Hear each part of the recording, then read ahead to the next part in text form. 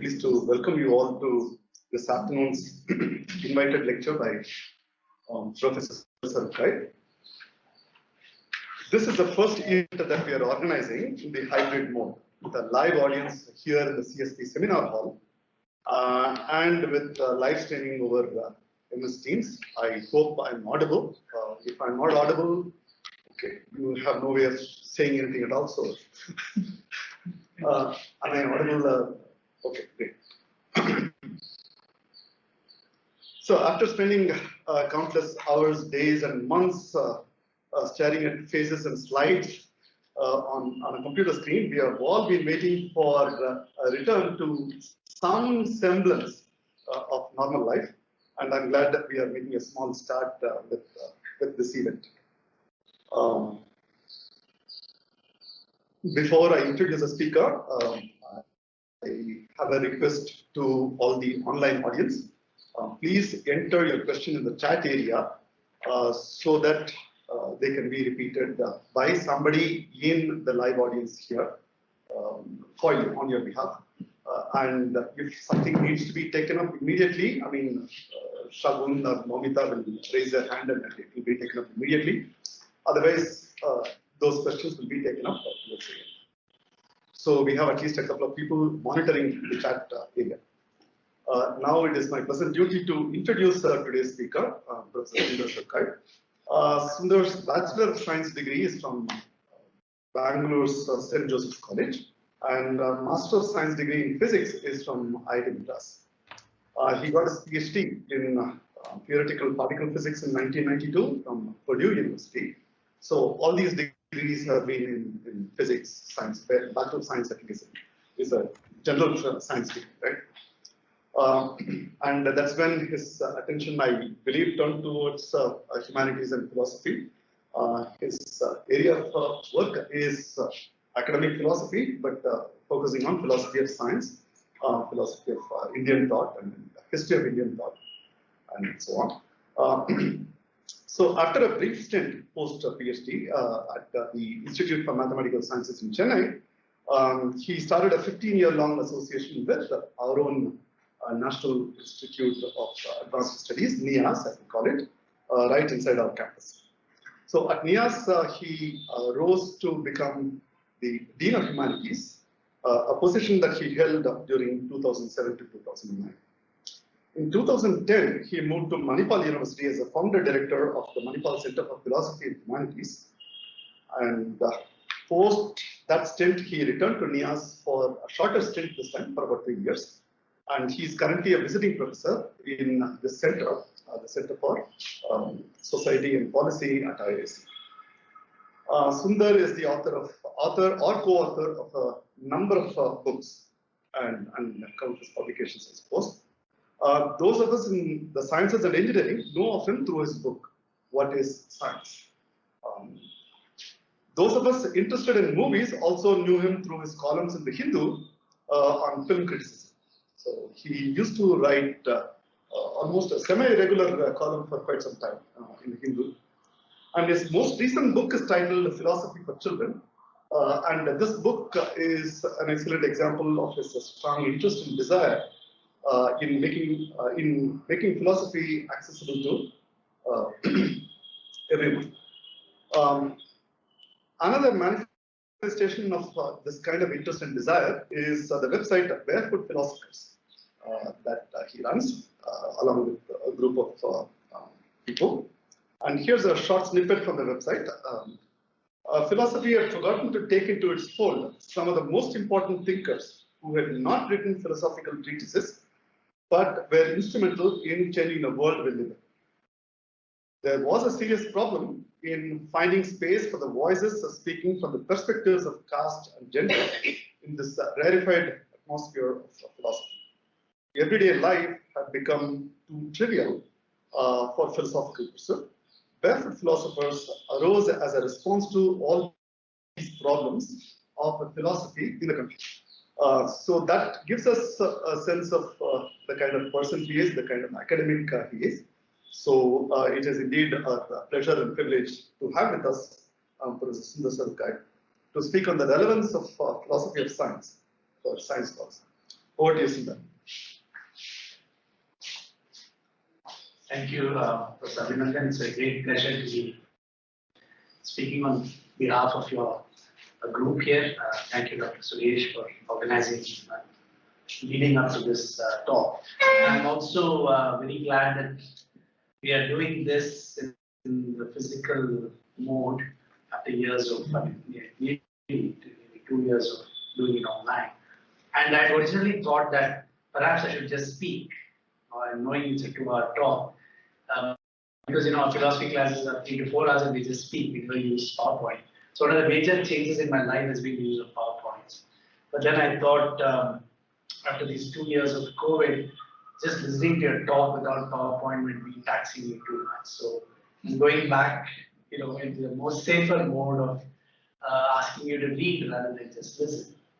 I'm delighted again to be part of this because it opens up discussions which we've been having with people like Chabun and others earlier. So when this opportunity arose, I was really looking forward to continuing this conversation with all of you here today and those of you who are in the online session. One of the things I tend to keep doing is talking about the relevance of philosophy of science, because very few people actually seem to listen to it. So I've done relevance of science for science education and relevance of science for science research and so on. So I'm adding in my long list of the relevance of philosophy of science. I thought I'll come back to that point again and try and convince scientists and science policymakers on some limited relevance of the idea of philosophy of science in such an important activity such as science policy. And so by doing this, it's not just an advertisement for philosophy of science, because I think, as we know, India has everybody says we are in the top 2 or 3 of the largest number of scientists and technocrats in the world. We are also the only country which does not have an institution for science studies. Even while small Scandinavian, Malaysia and others have dedicated institutes for a discipline called science studies, which has been so well established around the world. In spite of our enormous investment in the idea of science, and I just don't mean just the financial investment, there's a great cultural investment in the idea of science in the origin of independent India, which includes very important expressions such as Nehru's idea of industries as the temple of modern India, and the idea that modern science is going to replace tradition in a very, very important way. And that's why we are the only country, as far as I can remember right now, that in the constitution, it's our constitutional duty to have scientific temple. No other country thinks it's important enough to have to include that. So we have invested a lot in this image of science. And yet, to understand science through a broader rubric of science and technology studies, well-established institutions, disciplines everywhere, which includes the history of science, philosophy of science, and sociology of science, is still, I think, a lacunae in our way of engaging with the question of science. It also actually points to a problem we have culturally with science, which is our incapacity to take ownership of science. And I bring the point of ownership because, to me, a lot of the way we can understand the kinds of production, the kinds of creative work in science is also related to the question of ownership, and we can come back to that point later on. So, as I said, this is a great opportunity for me then to look at the policy document, and I looked at the draft of the Science and Technology Innovation Policy, which was shared with me by the team, and I really found it to be a very remarkable document because it covers a large spectrum of ideas. As Prof Abhinandan was saying, it covers a very large number of ideas, and of course there will be certain thematics which different constituents might want to see. I still think it offers us a particular entry into how we should understand the question of science in the country. So, since this is something that is very well known to you, I don't want to talk about it. I just want to highlight it in parts in order to try and convince you as to why philosophy of science matters in understanding your own policy statement. So not as an external imposition. I want to try and say, look, this is what you want to do in the policy. how best do you do it, and how does a discipline like philosophy of science or approaches like science studies help you create this in an effective manner. So that's the focus from which I'm coming. So I'm just very brief points. I'm just pulling out from that. The point about the science observatory, I remember well many years ago when Prof Subaya Arunachalam first wrote about it, also in the context of the science observatory, and I'm glad that it has come back in a larger sense in this particular document. There's an open centralized database platform. There's also a very important point about relationship to education, and not just in terms of scientific research. So the improvement of STI education in particular, and these are all words from your document, so I'm just exactly stating what you have written or what the document is produced in order to see which are the points which to me seem to be rich enough for our exploration through other modes. For example, interdisciplinary research is of course a very important point which I'm sure you all talked about a lot, what it means, etc. And also the question of community needs and bringing together stakeholders, issues of accessibility. I mean, to anybody who's coming from the social science framework, these are all very important points for us. And because the moment you see this, you have a set of questions which automatically comes, because you want to understand what does it mean to say that you have accessibility, what community are we talking about, which communities' needs are being focused. So when a policy is written, of course, like this, I'm sure there's in the nitty-gritty of the larger policy document, but these are questions which immediately arise in terms of our larger understanding of what these, the policy is expected to do. There are questions on finance and accountable system of research. Then the 12 points, the sixth one comes to a more, I think, philosophically challenging topic of integrating traditional knowledge systems and grassroots innovation. There is much, I think, which is there in the policy of this, and I think it's an extremely interesting idea of what is being proposed. But what I also want to talk about later is how the very idea of modern science and the way we understand the nature of science has some certain intrinsic tension with these ideas of knowledge systems, and what therefore does it mean to integrate completely different knowledge systems. And this is a very typical question which philosophy deals with, because the whole, a very central branch of philosophy is the branch called epistemology, which is about understanding the nature of knowledge. And this is a question which we very often engage with, and I'll give you some examples of that. Again, questions of indigenization and social benefit brings me back to questions which comes from resources from social science to reflect on it. And the eighth point about mainstreaming of equity and inclusion. Again, as I said, I think these are very important points.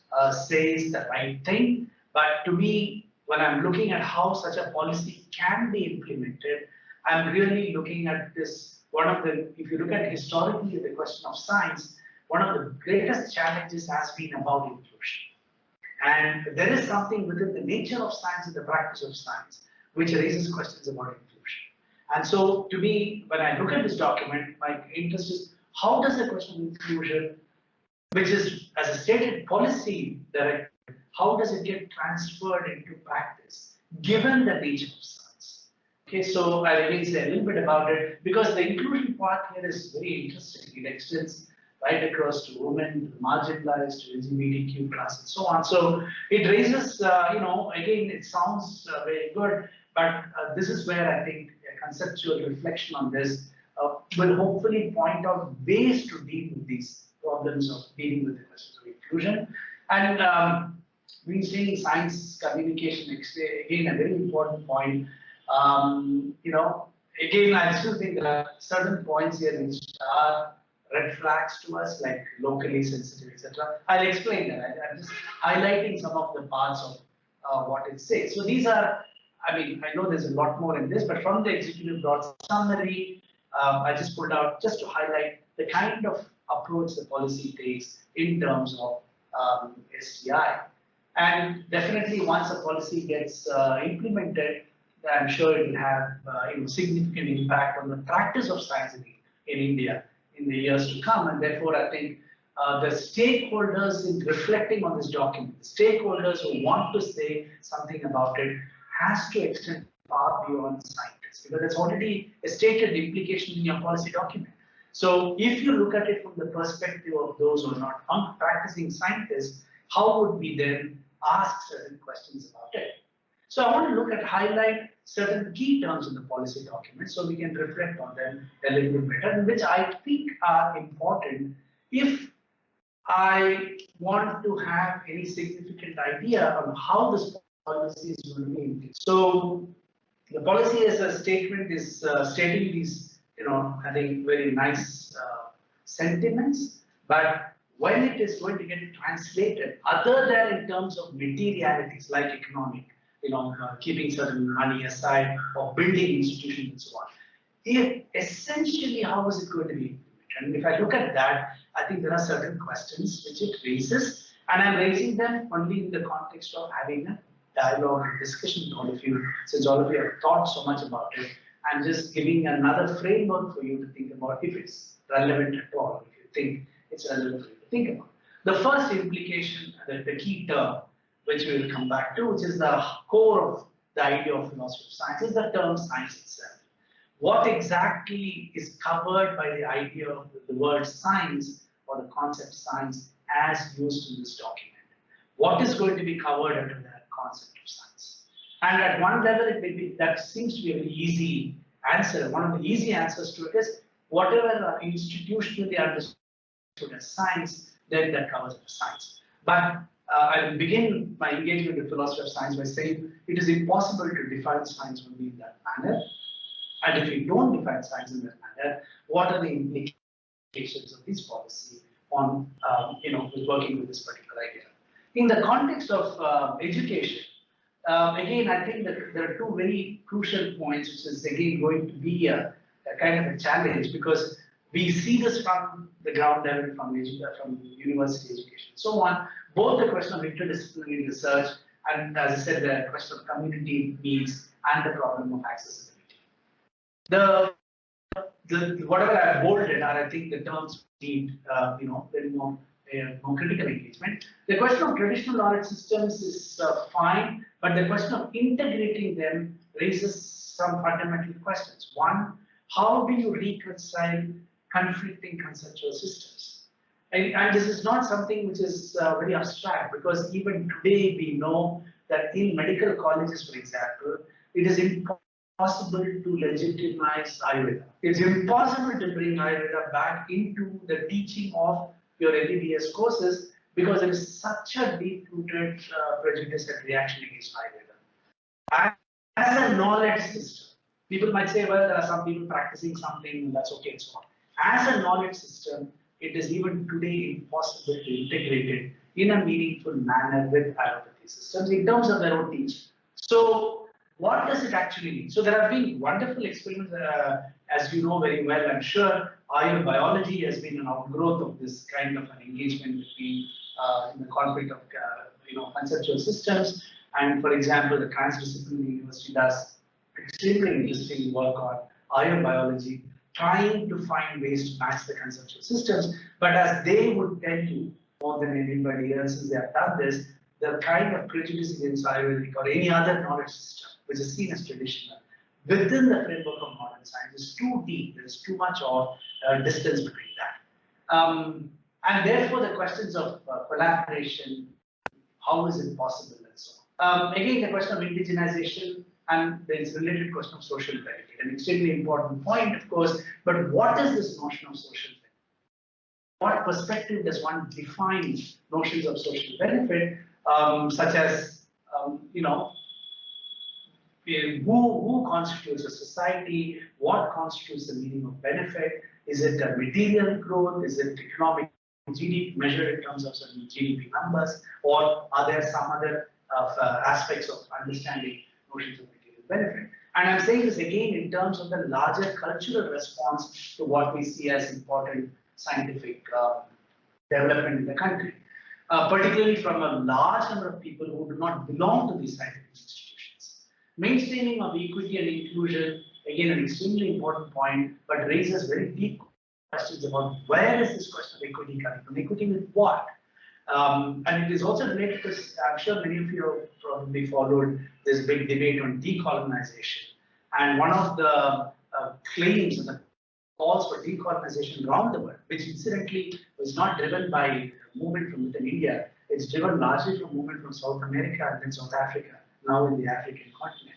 Very important movement to decolonize education systems, universities, and so on, and also to decolonize science. And in that context, a term which you often come across is the notion of epistemic justice and epistemic injustice. The idea of epistemic justice, or what I call epistemological inclusion, is treating different knowledge systems as on an equal footing. Doesn't mean that they're all equal in some sense.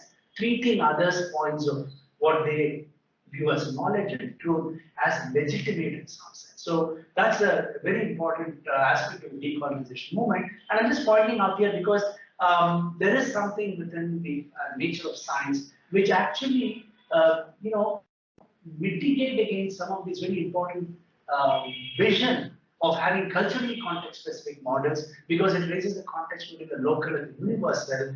And given that science is built on a model of the universal, which sustains much of its practices and rhetoric, the challenge of what does it mean to bring the local was in the context of science becomes an extremely important point. So, as I said, I'm sure, as I said, we have discussed all these in great detail. Just trying to, okay. So the one way in which I responded to this document was to say, well, I agree with what it is trying to do, but what would I think as an outsider to this process, somebody who's interested in what the nature of science is and how science is practiced, what would I think is needed for translate the aims and the translate the vision and the goals of this policy document into real concrete action. Okay. So to do that, I need to find a way in which I can see the policy document or the implementation of the policy document dealing with the intrinsic tension between the aims of the policy document and the way science has been understood in India. And as I said, the example of the fact that we don't have science studies or institution in the country is just one example of that. The particular image of science which influences how science is run in India, which also includes, obviously a very problematic claim, point that the funding in India for science is not enough. Scientists have always been saying, but it also, one has to look at that in the context of funding for other disciplines, etc., which are much more and so on. So there is an intrinsic tension which I think the policy has to negotiate between the aims of what the policy is, especially in its inclusionary point, equity point, and the way science has been understood. And I also think, just to give one particular way of my own response to this, some of the themes which have to be really fleshed out and understood better than this are things like the nature of science debate, which is very important because it speaks to the hope in the policy document about integrating the knowledge, traditional knowledge system in science.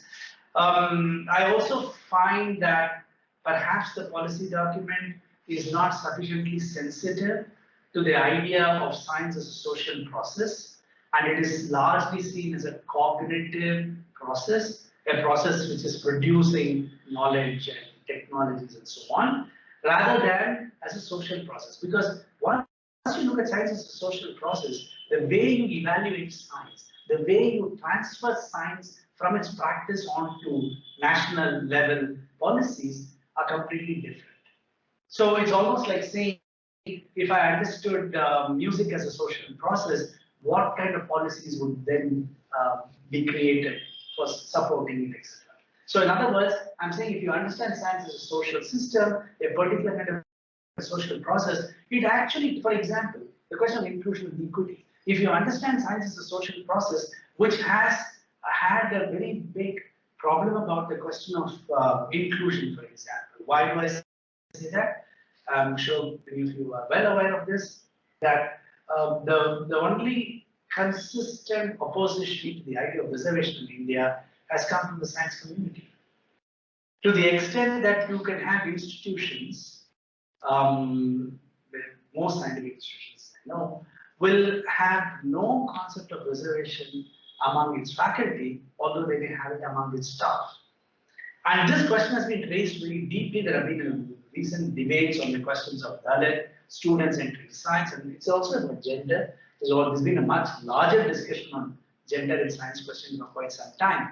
So the ideas of inclusion and equity are not possible without asking the question, what is it about the functioning of science that creates this kind of exclusion as intrinsic to its practice?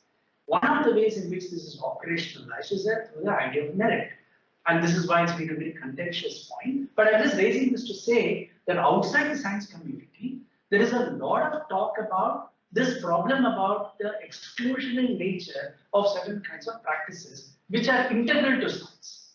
So we need to find a way to balance or at least address that question if your aims are about inclusion and equity. The question of innovation raises another very important point, which I'll again very briefly touch upon, is the fact that if you look at models of creativity related to scientific creativity, then the way you actually have to look at questions of innovation are quite different. And I'm not saying that, I mean, there's a large amount of literature on innovation in India, particularly from business schools. But if you look at what is special to the question of innovation in science, it has certain characteristics, which I'll very briefly talk about later, from which it actually raises questions on how scientific institutions must be built in order to produce innovation, not just in terms of financial allocation, etc., but in terms of larger cultural values. And that seems to be a very important part. And of course, so much of the policy is about the relationship between science and society, the specific aspects of the needs of Indian society and culture, of course, has to be factored in. And that's always a very difficult question because people often ask this point, why is it that in the larger context of how we produce science vis-a-vis the world, even though Indian publications, papers, etc., have increased in the last decade or so, but still in terms of majorly impactful science, there still seems to be a lag. And how does one make sense of this particular question? I mean, a point which I don't like to talk about is, of course, the fact that, which again becomes the typical red flag, not my favorite point of discussion, but still people would ask you this question outside science institutions. Why is it that there has been no Nobel Prize work done in India post-independence? And when they ask the question, of course, it's not just to say that nothing is happening. It only points out to the larger social practice of science, and along which is also related to questions of prizes and stuff like that, and which has implications to how we understand science. So one quick entry into this point, and this is where I do a little bit of philosophy of science to see how to broaden our understanding of questions of science in the context of society, is to recognize that there is no single idea of science that we can work with. It's not a very stable, given idea that is available to us, given the proliferation of these science disciplines in the world today. If you look at even the list of disciplines, by the way, so you have a question. Can I ask a question now? Yeah, sure. So I didn't understand the idea of exclusion and inequality as integral to science. Yeah. Because how I see it as there is already the discrimination already exists in the society.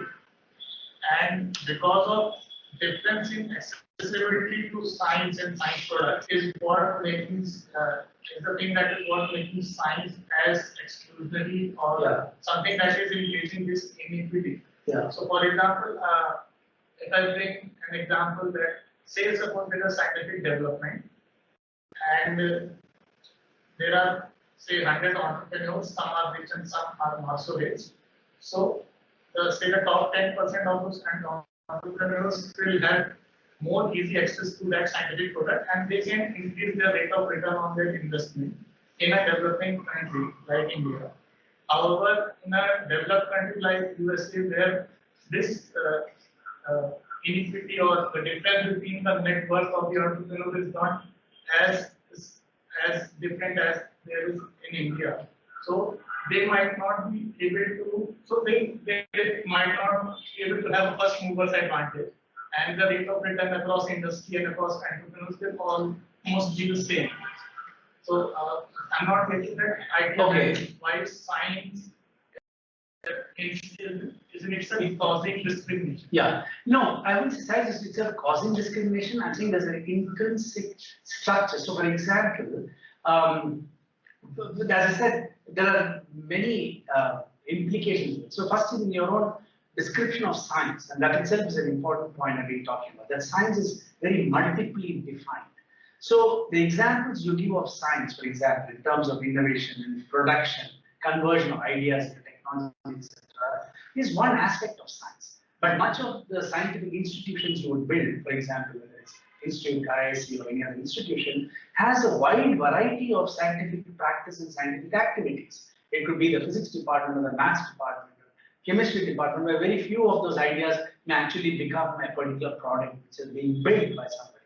And in fact, a majority of our work and support in science is happening at that level. And I'm not talking the pure and applied breakup at all. Just in pure terms of the percentage of science which is converted into particular products or industrial products, we see science as a knowledge system. If you ask me today what is the value of science in all societies, it is that science is a very special type of a knowledge system. That is its crucial point. That is where it derives its value from. And that it's a special knowledge system of the world, nature, universe, etc. And what is so special about it is that it has a specific method which is special in order to produce this knowledge about the world. Now, that definition is independent of its translatability into practice, into products, and so on. In that process of producing knowledge about the world, it needs certain characteristics such as rigor, certain kinds of intellectual capacities. For example, the early scientific model was a mathematical model of the world. That's why the early, almost all of physics and chemistry, even early biology were about, attempts to, at least in biology, attempts to mathematics, but mathematics was a very governing idea within the idea of science. And, there are a lot of interesting questions around it. Now, so somebody who is not able to do mathematics is immediately excluded from the doing of science, from being part of this production, right? And in fact, the first such examples of the inherent bias in science actually came from very interesting studies in education, which looked at what they called as the phenomena of girl children who were very bright in mathematics at a particular period in their education drop out of mathematics. And the point about women and mathematics is an extremely important question. And as I said, many interesting groups in education work on it across the world. The fact that somehow women are seen in certain cultural stereotypes as not having the capacity to do mathematics, which is necessary to be a scientist in the traditional picture of what science was. The bias there goes across caste in the Indian context and so on. So that is one way to look at it. But the reason why they even ask this question about science is because the value given to science is much more than other activities. You could say, well, even in artisanal activities, people are, they'll allow only their family and not others and so on. But you cannot allow this for science because first, science is a public activity. It's funded by the government. It's produced by the people, the support of the government, which is supporting science. And two, more important than that, is the fact that science has an intrinsic connection to the idea of democracy. That is an image and value which you want to hold for science. The fact that anybody can question anything. That's a great image. It's a very important image which has driven so much of science writing in the world. If you look at any of the scientists, they'll say, I am overthrowing somebody, a man authority. And that idea, that reaction that science begins by questioning authority is the source of much of the value of science. But what I will also point out today is that while that is a traditional picture of science, that science is in some sense a democratic process which allows anybody who has an idea about the world to be able to speak about it, and two, science as a practice is something which begins with the resistance to authority. You could say Einstein would have said E = mc squared, and we may all think he's a great scientist.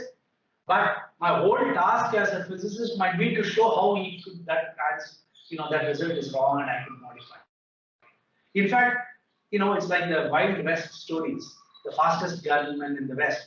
The way you try to make your reputation was to shoot the fastest gunman. And you want to make a reputation in science, you show the biggest name to be wrong. It's definite. I mean, in any other things like religion, for example, people might say, if you claim that your biggest name is actually wrong, they may actually lynch you. But in science, they'll give you a prize and give you a job. That is the claim. And that's an important claim. It's an important part of the image of science. But today's science, is it even practiced like that? It is not. And that's why I'm saying one of the ways by which I think a very important part of the way the policy document has to respond to is the changing nature of science from a received image of science. And by the way, just as a last part of this question of exclusion in the internet, throughout history, if you look at even till last decade, I mean, I'm not saying it has stopped now, the belief by major scientists, some of the biggest names of scientists, you can just list who's who of scientists and they've all uttered something around this idea that women cannot do science, has been endemic to the science community. To the extent that last decade, 10 years or so back, when Lawrence Summers was the president of Harvard University, mentions in a public meeting that women can't do science in the context of responding to something, and then he had to resign his position. The fact that one could even say that, and when they're saying that, it is like saying that there is something intrinsic about women that they cannot do science. And as I said, that's been voiced throughout, and not only has it been voiced throughout, there are very good accounts or examples of how women were part of research labs in which they participated, which went on to win Nobel Prize, and many times their work has never been acknowledged or has been written in the name of other males, or worse, in the name of their husbands who are also in the lab. So and all I'm saying is these social characteristics have to be taken into account. It's not therefore to say that I still think that my hope of a more egalitarian democratic institutional function is only present in science, which is then extended as a model in the academic community. Okay, but still, having said that, what is this resistance to that? So I'm just pointing that out to say, if you want to reach towards inclusion, equity is very important. How do you do it? Why? What image of science would you want to change in order to be able to do it? And that is operational principle I'm really talking about. So if I won't go through this, but just as a very quick, I mean, when I was talking about, mentioned my book what is science, when I begin this book, I just begin with the fact that I was just thinking about what will you start off by saying what is science, and the first thing that strikes you is that there are multiple meanings by which the word science functions, and in each different context it picks up different kinds of meanings. One, it functions as a concept where you put in a large number of disciplines under something called science. And even today, people will have this fight about is sports science really a science, is wine science a science? And in India, they have a very famous discipline called home science, and is home science really a science? Where they, among other things, they teach you cooking and knitting and so on. And why is it classified as science, etc. There are a lot of other questions. And even today, with vis-a-vis social sciences, which one would think is a well-established discipline, set of disciplines, there's still so much of reaction by scientists who think social science is not science. Okay, and that's part of this, epistemological inclusion question that has to be there. Many times, science functions actually as a title. Again, when I'm saying that these concepts like concept and title and method, etc., when I mean as a title, it is something like belonging to a nation or being a citizen of a nation. It's a particular kind of a title which is given by legitimized authorities. So tomorrow, if DST is willing to fund a project in philosophy, for example, or let's say philosophy of science, and then it becomes part of what they legitimize something called science, then that becomes part of what we would all call as science. But tomorrow, like they have done so far, if they refuse to legitimize philosophy of science as anything meaningfully connected with science, and they say, I'm not going to fund you that, so then that is no longer going to be recognized, however much we may want to speak and fight about it. So so science is already produced in this kind of socio-political context. It is not just a knowledge game. It is science in the way we understand it in society is not just a particular kind of product dealing with knowledge and truth alone. Although there has been a consistent attempt to try and reduce science to method and to identify that what is special to science is its method, the way of doing science, what is called often a scientific method. But again, that raises very deep questions about is the method in physics the same as in chemistry, as in biology, or in economics, or in other kinds of, even the hard sciences. If you look at the sciences today, the classifications of the sciences, there are literally thousands of subdisciplines classified into physics, chemistry, biology, etc. Literally. There was a list of biology classifications I saw, which ran 25 pages of 500 or so listing of the different established sub-disciplines within biology. So, is there a one common idea of method? And this has been a central question to a lot of philosophy of science, inquiring into the fact whether some single aspect can unify all these different things which we call as science. And very interesting work in history of science repeatedly reminds us that there is no such single unified notion of method which is present, which unifies all these sciences together. And that has therefore implications to what we mean by science. You could have larger, more broader definitions like science is a type of inquiry, search for truth, it's a way of thinking and doing. By that I mean it's a particular process of combining experiment and theory, converting ideas into material artifacts like technology and so on. But there is also a lot more to it, and that what makes science special actually includes many other interesting elements, including the fact that it has a very different kind of what we would call as a discourse, a kind of a narrative, the way it writes itself. And that's one of the first things which strikes you, I'm sure, as science students. Especially if you're sitting in a class in which you're doing physics and also doing social science, for example, the first thing about language class, the first thing that strikes you is a science book is written in a very, very different way. A physics book does not read like a novel. It's written differently. Even the English writing on science is very different from the way English is written if you're looking at it in English. In fact, one of the great pioneers of this recognition that the way science is written is a mark of what science is actually begins with Newton. When he, and then it leads into a process which linguists have called as grammatical metaphors or nominalism, linguistic nominalism, which is one of the things which they talk about in the context is the way in which adjectives, processes are converted into nouns or properties. And that's something which becomes standard. So in other words, a very quick way of describing this is to say that if you read a biology book, for example, it looks like a shopping list. It looks like a list of names. There's a lot of, names in it, things in it, and that's the way the texts are written. And if you look at a physics and chemistry book, of course, unlike any other book, other than the closest they come to are comic books. Because, comic books have faces, diagrams, some bubbles, some text and so on. Science books are closest to that because they'll have two sentences in English, and then there'll be an equation, then there'll be a graph, then there'll be some picture of an instrument, etc. It is actually a very, very important way of writing. It is what we call as multi-semiotic, different semiotics in the different language systems, if you like, different science systems. The science text, in other words, for me, one of the greatest discoveries about the power of science to me was not about what it is doing to the world, but what it does to language.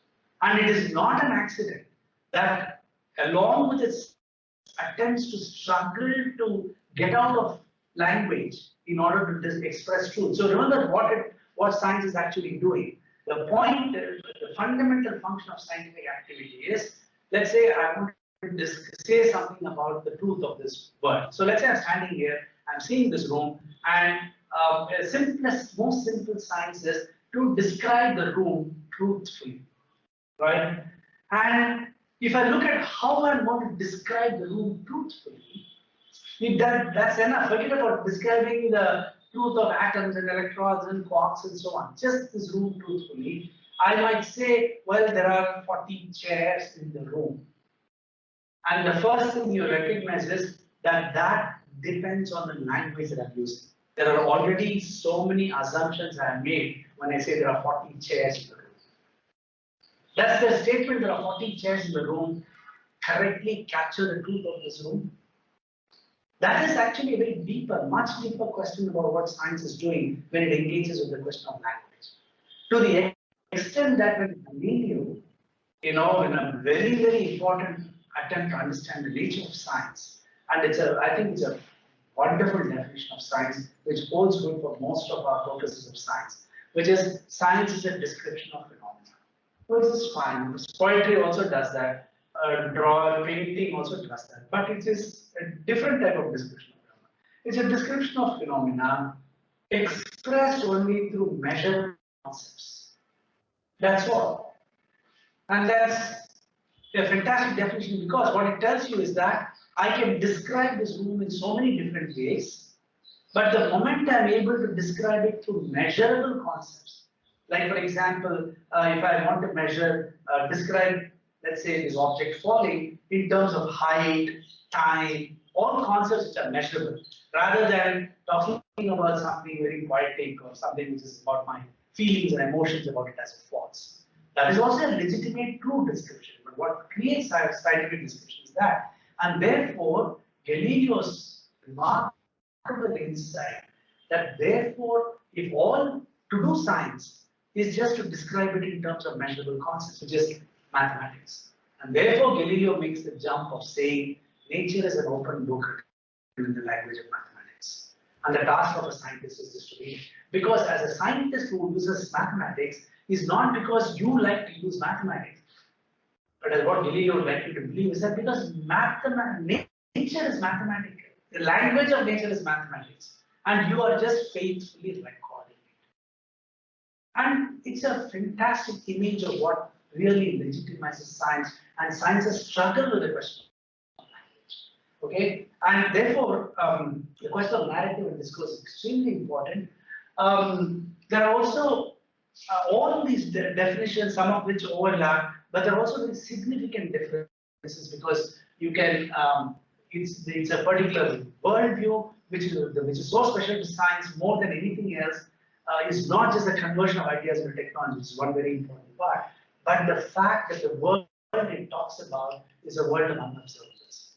No other discipline or discourse, whether it's in the social sciences or the cultural domain, talks about unobservables in the way science depends on the idea of unobservables, whether it is genes or your COVID or coronavirus or its atoms and so on.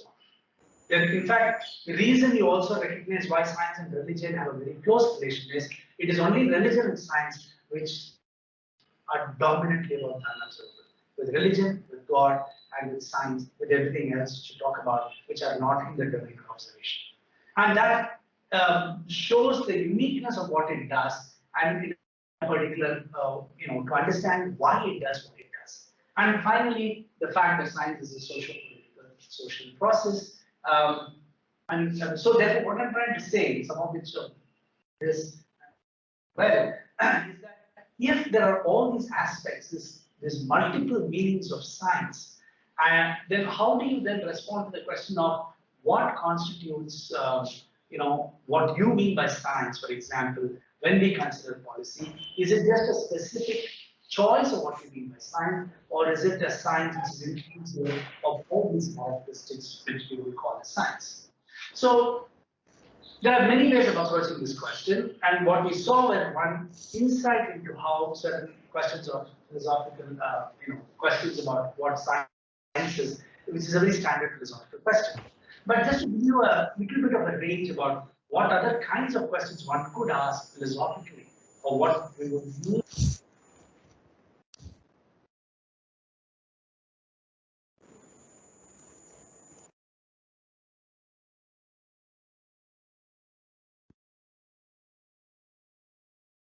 Monica, I am Monica. You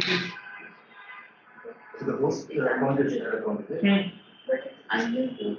Yeah, now we can hear it. Okay. So what is really interesting to me was when I was looking at Poincaré, when they're having this discussion as late as early 20th century, 1900, there's this discussion about people, including great scientists like Poincaré, about the reality of atoms and molecules.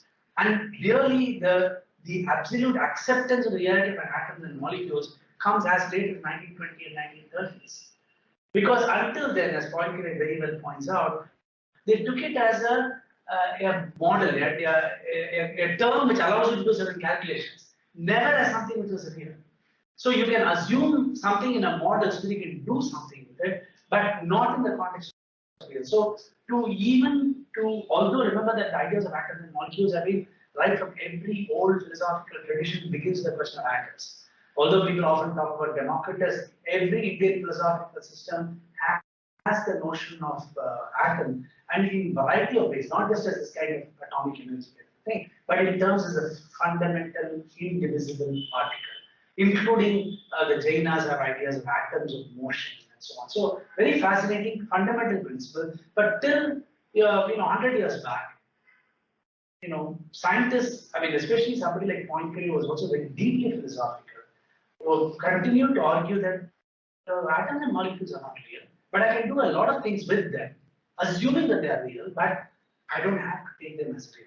So it is only through some very famous experiment in the early 20th century that he begins to accept that they are real. So this question is actually very important, and I know that this is not directly related to question of policy, but since we said we wanted to talk a little bit about philosophy of science and using that to a little bit about it. 1 second.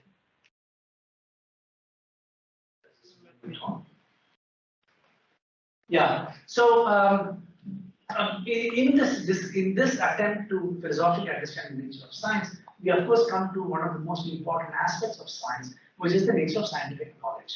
And again, much of what we talk about in a policy document comes from that. So what is it that so a philosophical question about nature of scientific knowledge is, what is special to the idea of knowledge? So first of all, what is knowledge?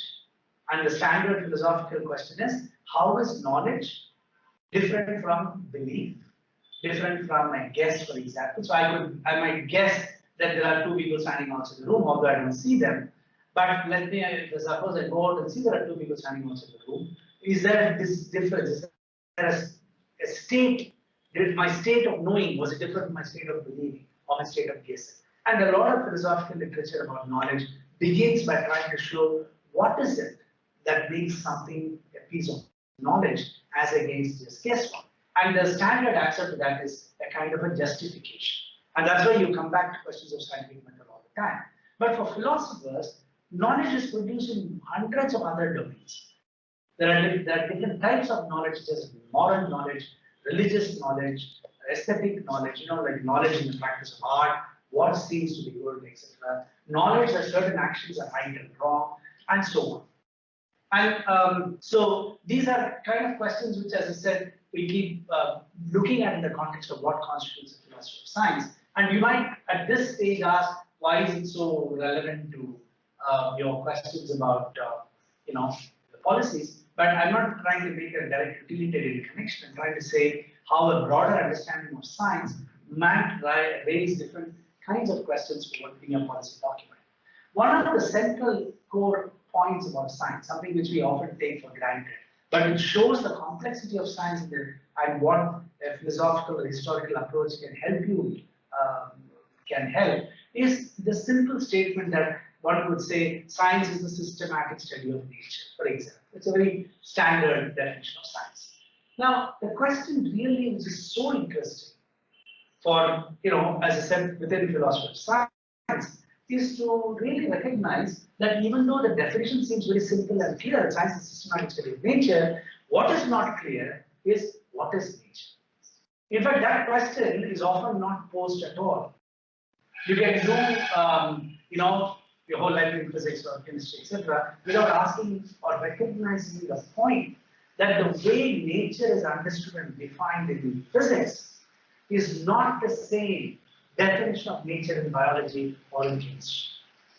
For example, this is really very striking, and it has also led to very interesting discussions even among scientists, which is that, for example, in physics, the holy grail in physics, the thing which you think as good scientists you should be discovering, are what are called laws of nature. So nature is something which has laws. And so all the famous things we know about Newton's laws, Coulomb's laws, Gauss's law, Faraday's law, everything, you name them and they have a law. And laws, discovery of laws is a pinnacle of what you do as a scientist, as a physicist. But if you stop for a moment and ask the question, what exactly are laws of nature? And if you look at it historically, it's a fascinating story, wonderful work in history of science, which shows you, first of all, the idea that nature has laws comes first from divine laws and social laws. Like society has laws. I see a red light, I have to stop. Social laws. Now, the extension of the idea that nature means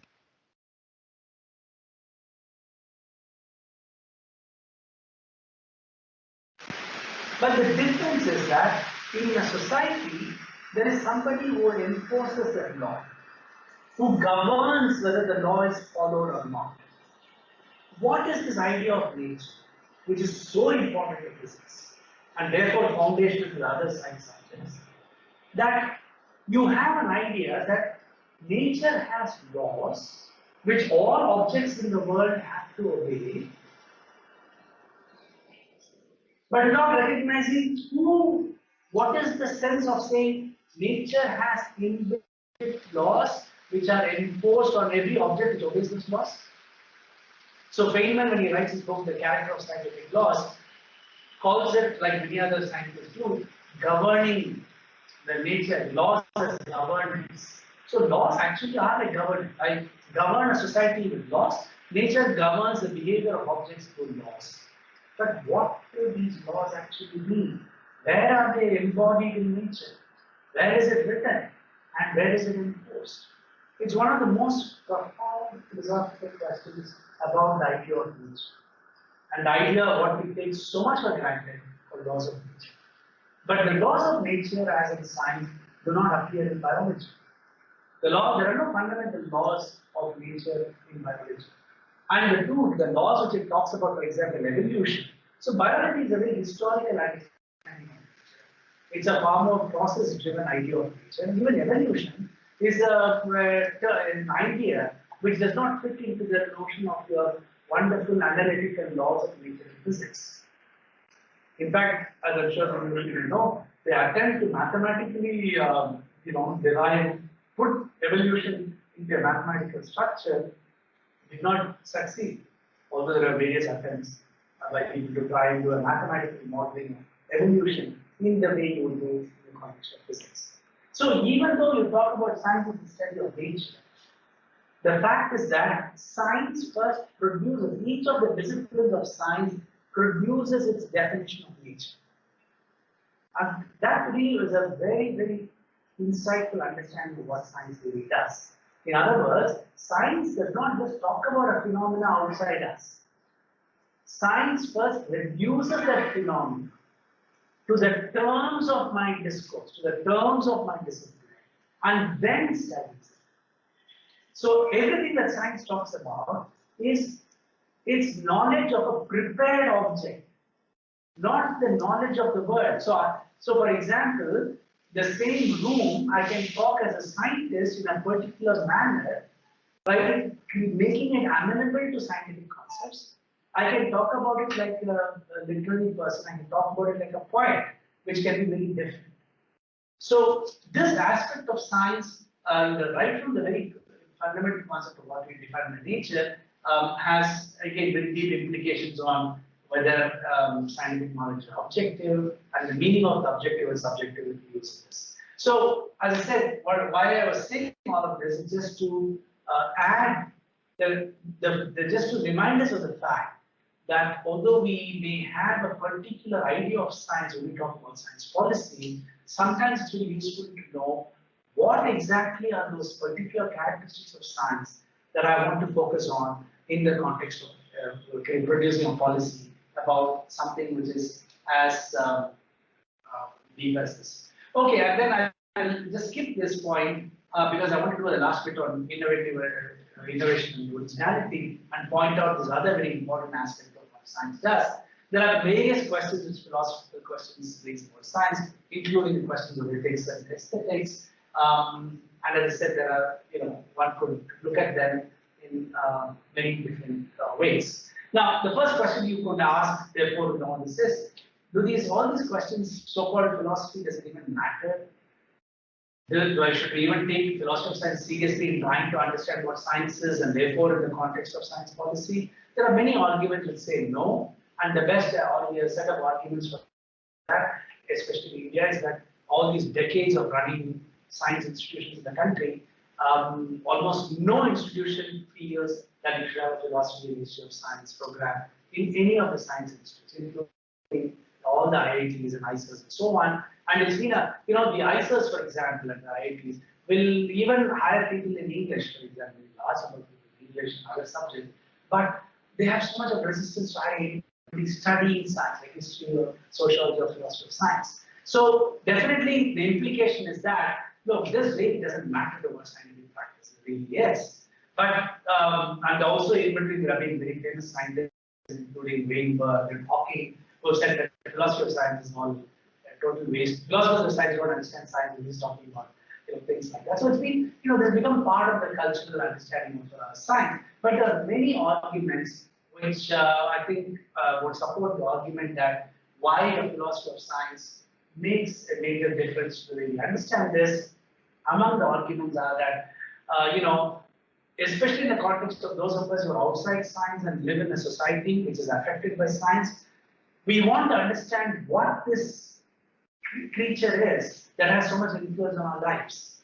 For example, in technology studies, people have pointed out when they look at the origins and history of technology, they point out, how these technologies come into being. And one of the things which is much often talked about is a lot of our ICT technologies, which are part of our mobile phones and so on, have a deep relationship to war efforts. And there's always been a very close connection between the military-industrial complex and scientific products, like many of the products which arise as part of experimental war. But particularly in the context of the ICT, the smartphone, the whole revolution was very deeply influenced by the first virtual Gulf War, and then the war which was fought by the US against the Middle East, Iraq and Kuwait, with not going and fighting there physically, but through controlled communication technologies. And they spin off into the kind of technologies that we use. And so there is obviously a very important question about how are the technologies which become part of our daily lives produced? What is their connection to the larger notions of ideas of society?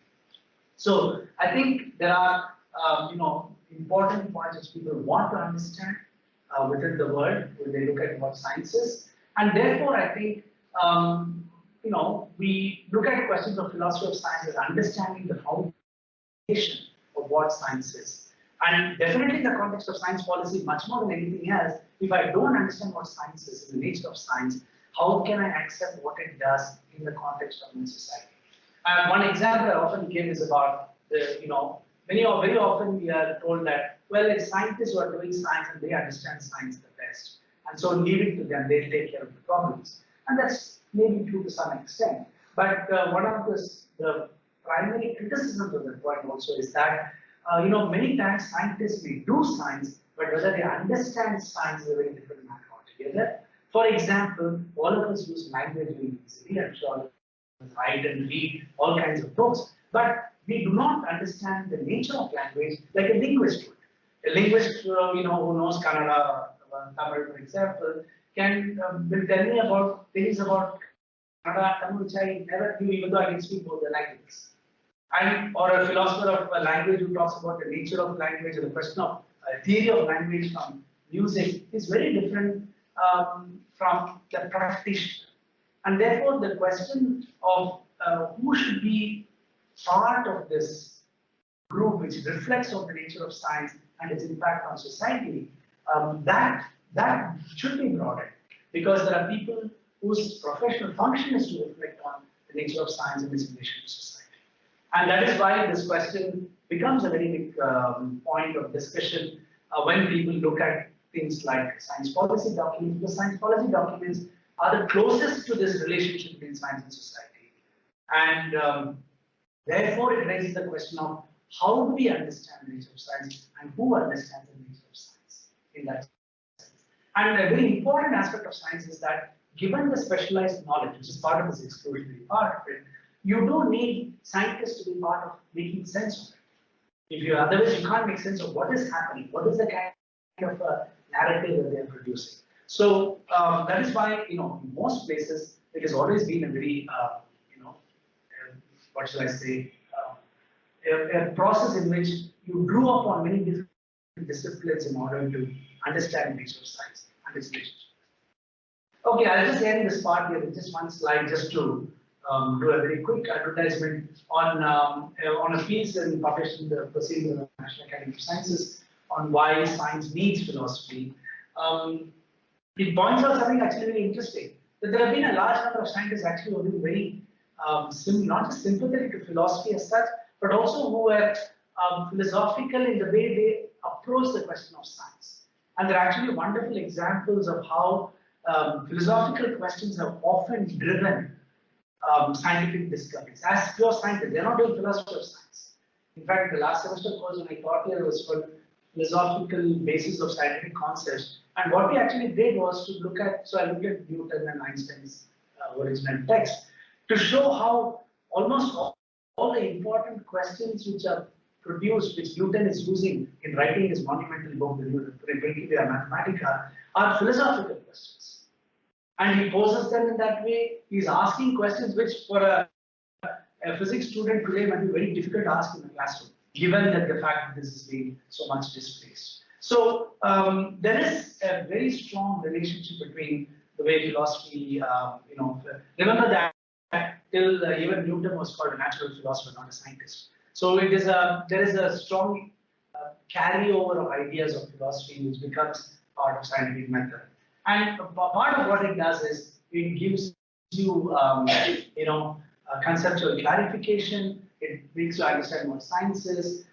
It shows you the influences from philosophy in the sciences and physics. And it's true in general for, it's not just about science. You do philosophy of language, philosophy of art, etc. We try and understand the conceptual foundations and conceptual clarity of this discipline called science. Okay, so let me stop here so that we can be a lot of questions, and then I want to come back if there is time after the questions, if you have any questions at all, to point out how new forms of scientific practice today raise very different kinds of questions.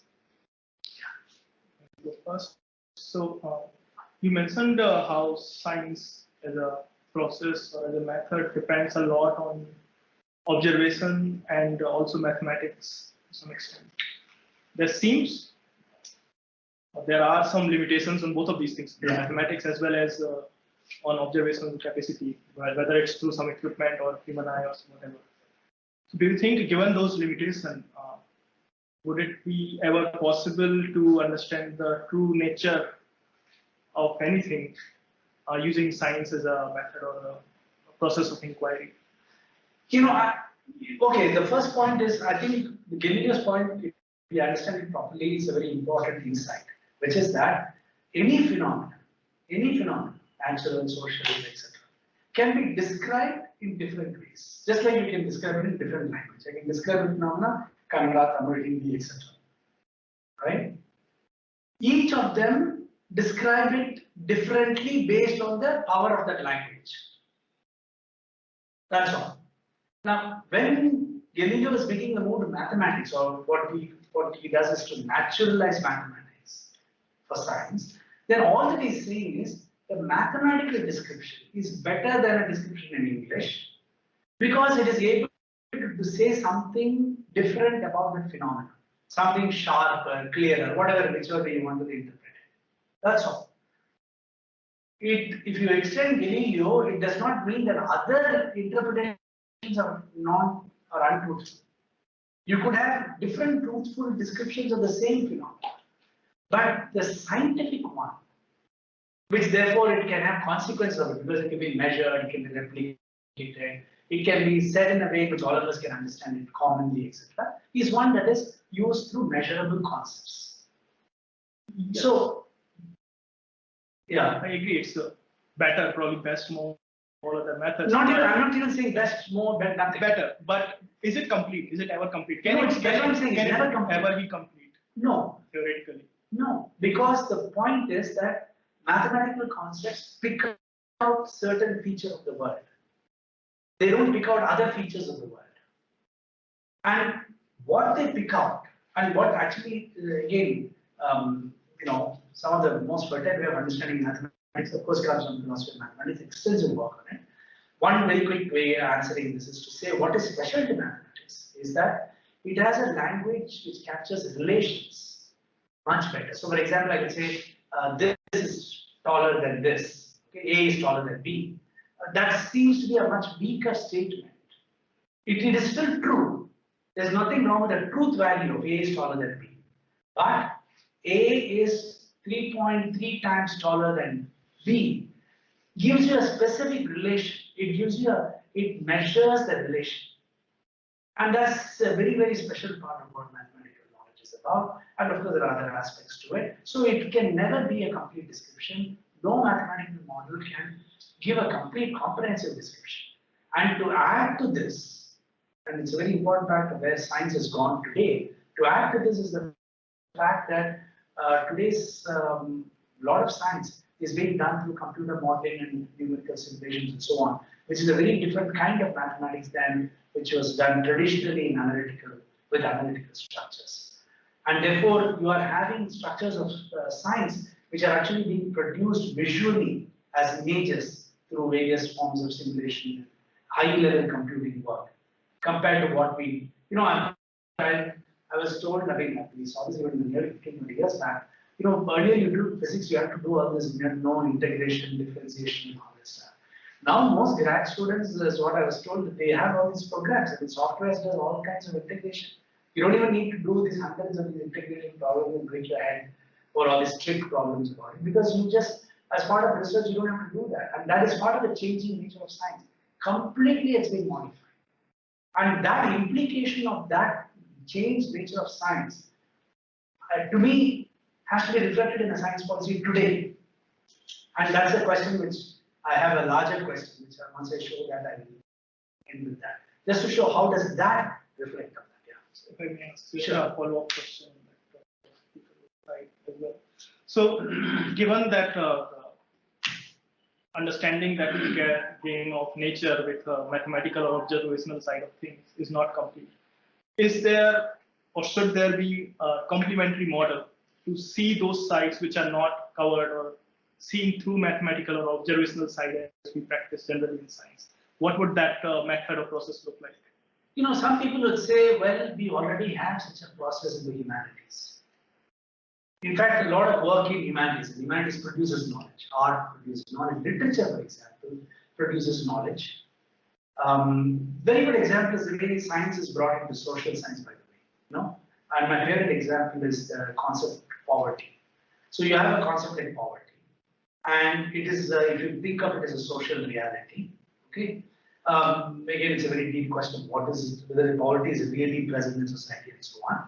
But for economics, for example, what do you do for poverty? You can measure it. So if you look at the policy statements on poverty, for example, the government policy statements on poverty, they reduce poverty to measurable concepts. For example, the daily nutrition value. If you have less than a particular nutrition value, you are below poverty line. Or then the last committee said, I think, if I remember right, what is it, 32 rupees a day. If you earn less than 30 or 32 rupees a day, you are below poverty line.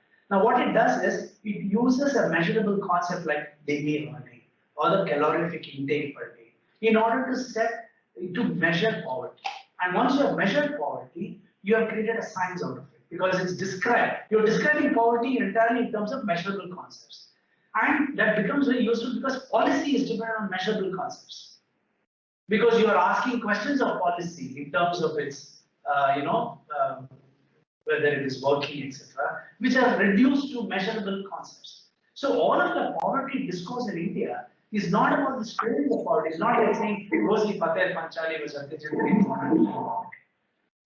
No, I don't read this kind of an economics table to understand what poverty is and how I should measure poverty.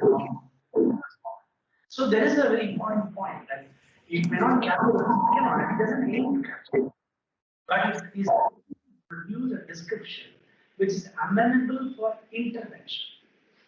And that's why policy is so much dependent on this kind of scientificization of the society. A lot of social science, today sociology is purely quantified. And if you look at a lot of social science research, which translates into policy, they're all in terms of this quantification of society, which are very different from other descriptions of people and societies. So I don't think they're even aiming for a comprehensive description. But we mistake it as if it is the most powerful description. That would be the problem.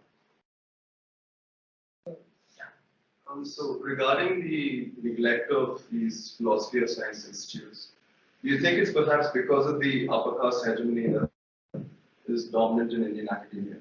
To alienate science from the philosophical reality of poverty and caste and stuff. Yeah. So they're sort of stuck in this inertia that benefits them, and you have 20% of the population representing 90% of academia. Yeah. Is that why it's so neglected? Actually, it's an interesting question. And there's actually a paradox in this, in that the dominant philosophical traditions were also under the hands of the upper castes. And if you look at after Buddhism was driven out and after Jainism was sent into Gujarat, then you had dominant practices of Hindu philosophy that survived, which is Vedantic and Advaita and so on, were still upper caste.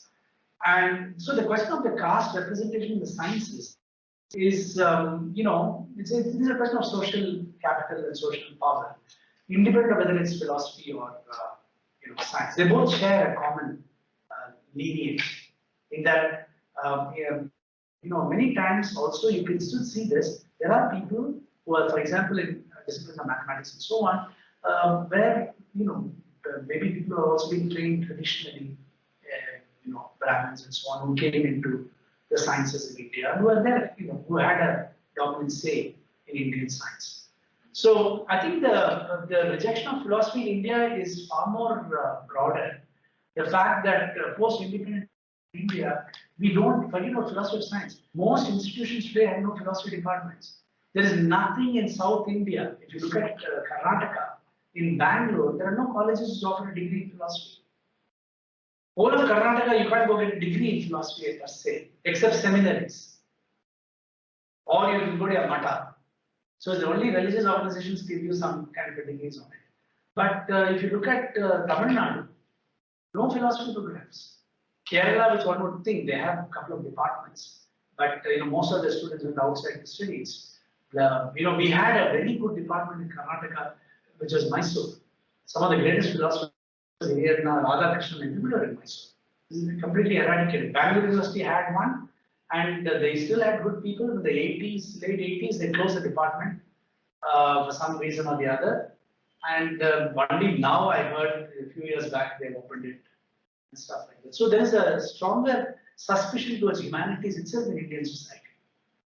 Right? And so philosophy is one of the such casualty, and that has aggravated in the context of philosophy of science. Which I think is a aversion to humanities, I think, like you said, is because that is also dominated and excluded from the reality of the world. Which one? Humanities and philosophy. Like you said, even that is dominated by upper caste. I think in India, education is dominated by upper caste. Because of that, you don't get to see rural India integrate itself into. Yes.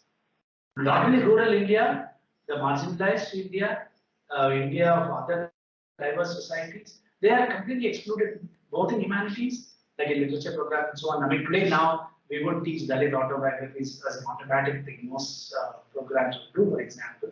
But it's long time in coming. So that has been endemic across all institutional programs.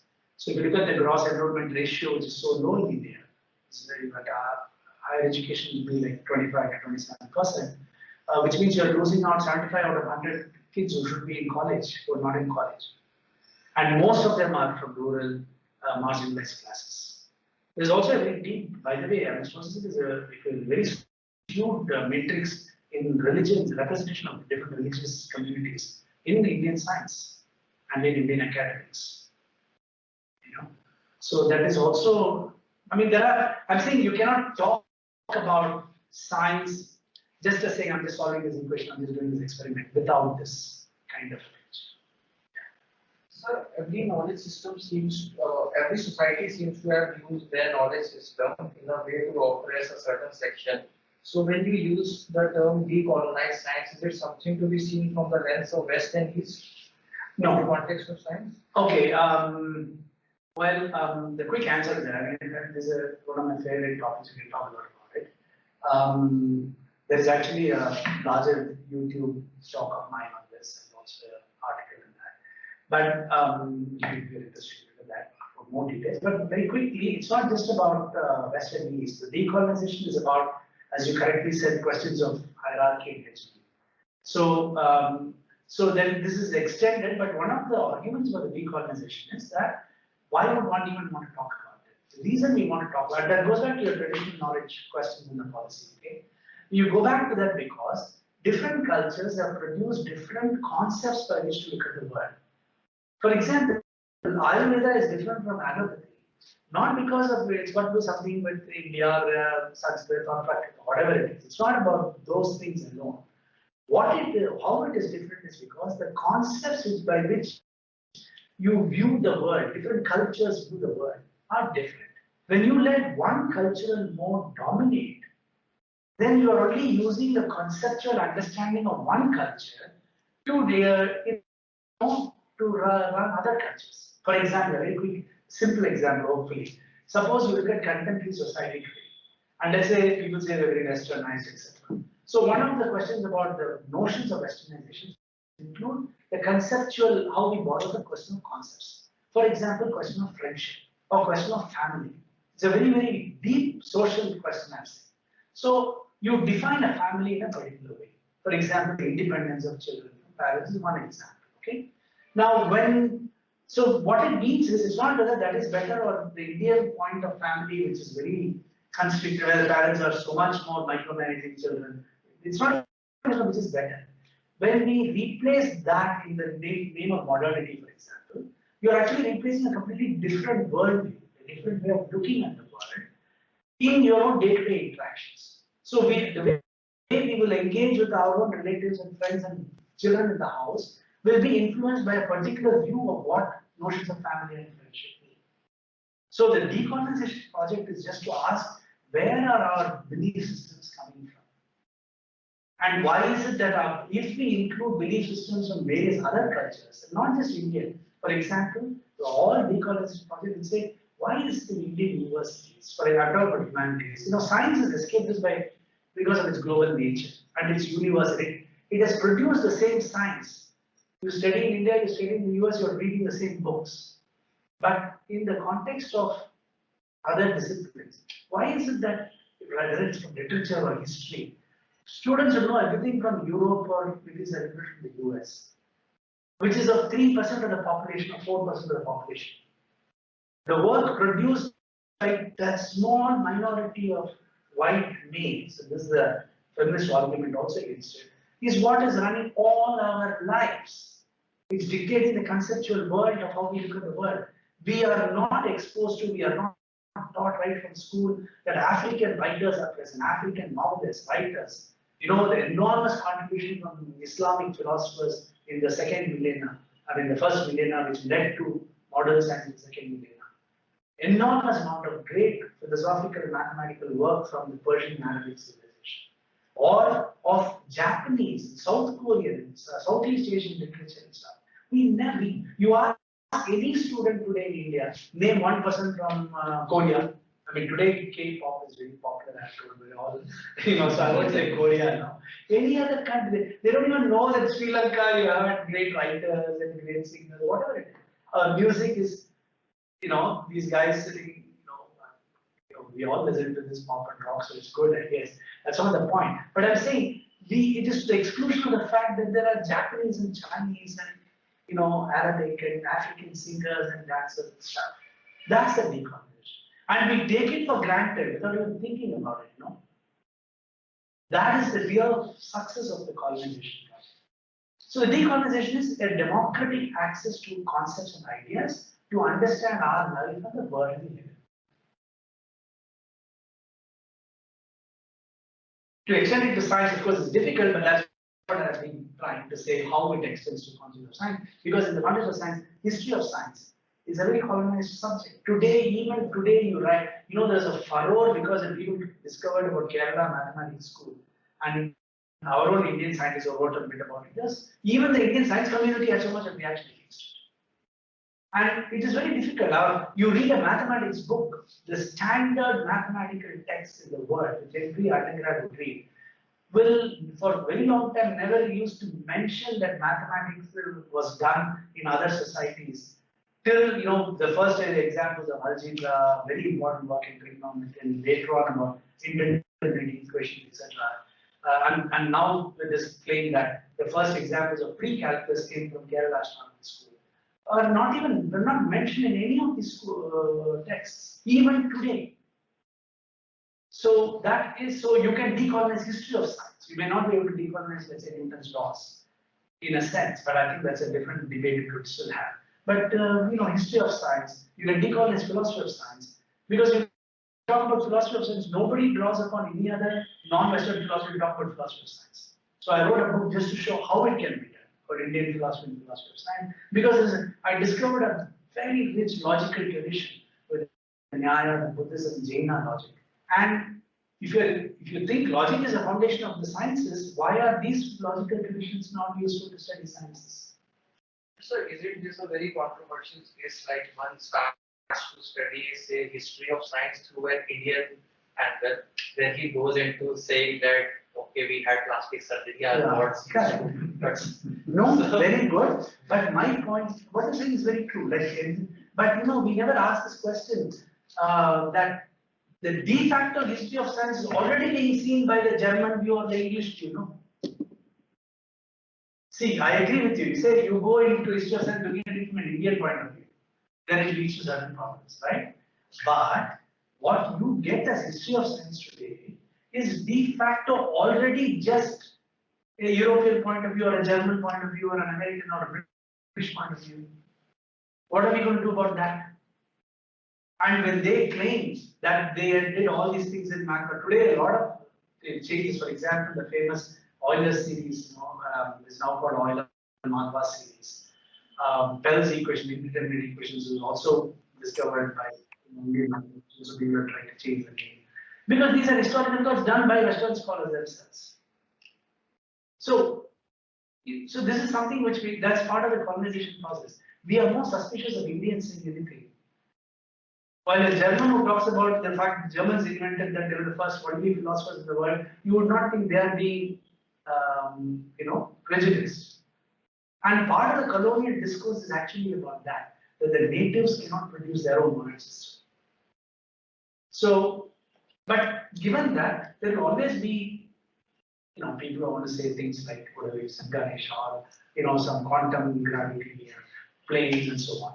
Now, I'm just saying, among the huge amount of knowledge produced, which we don't want to acknowledge, there will always be, there are enough crackpots within modern science anyway. So we have to, I'm just saying, where is the question of scholarship and rigor you bring into any subject? Whether history of science, whether philosophy of science, all of science. The same kind of rigor you expect. So for example, in science, there have always been examples of fraudulent work. Always, even some very famous scientists have been caught with, fudging data, etc. You cannot therefore say, therefore there's a problem with all of science and all this. There are individuals who have done it. So but I'm saying on this, being very concerned about the way history is exploited by political parties, particularly one political party. But given that context, the only way to fight it is for us to be far more rigorously, analytically, critically study these kinds of alternate knowledge systems.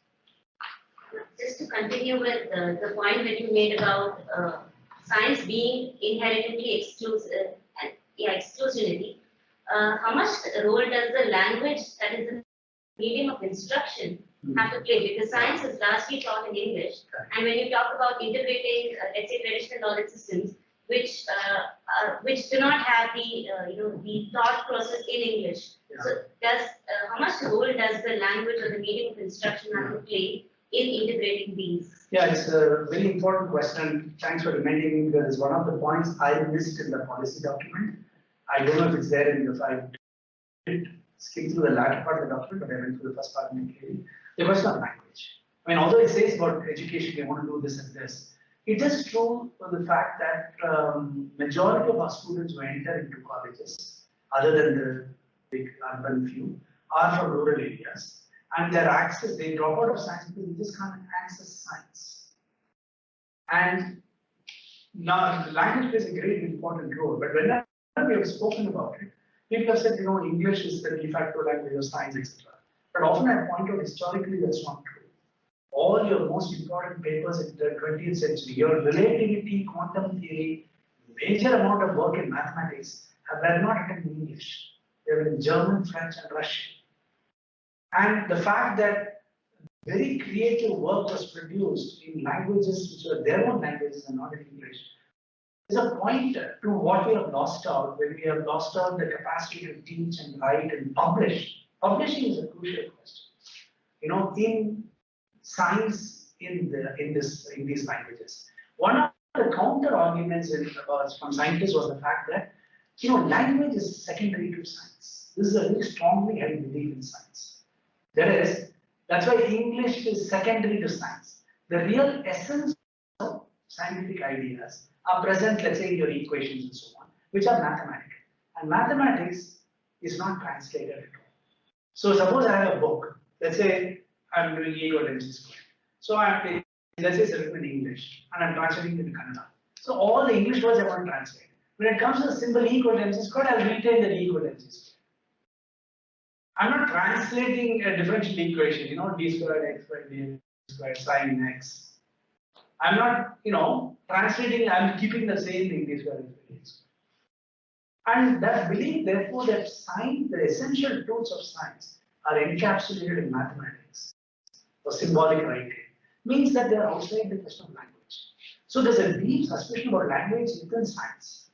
And the aim of scientific writing is to keep clarifying language in order to produce the most clear expressions of truth. That's why they also shift to mathematics. So one argument, but my counter argument to this is that even mathematics is a language. And mathematics taught as a language, in my experience, because I love teaching mathematics, right, to children and others, to me, teaching mathematics as a language and not as these abstract kind of things we're doing, actually liberates a lot of students who are otherwise so scared of whatever reason of mathematics. So that is a question I'd like to have seen in the policy on how do you directly engage with this question of language and science, particularly in the context of innovation, because there is a very deep connection between ideas. One of my friends who was a physicist, was teaching in Bangalore University, was telling me the best students he used to have were people who came from rural Bangalore area. And he said they were so good, particularly in experiment designing, thinking, imagining, all of that stuff. But many of them would not do well within the science and progress because they won't do well in that standard exams where you're asked to write everything else, or write the papers, etc. But he said, and therefore they could get into this scholarship, PhD program, which are very skewed exams, which didn't really test. I mean, what we want are very creative experimentalists. It's got nothing to do whether you can solve a differential equation, frankly. Right? And if you're going to do that, if you're losing out from his case in the example of physics department, I'm not saying they should know, but I'm saying we have lost out an enormous amount of creative, innovative people from rural India. And that's a democratic process which made science possible in the US and the UK. When UK had to fight the class system, that first education started as church schools for their poorer people, because they thought schools are meant for the aristocrats.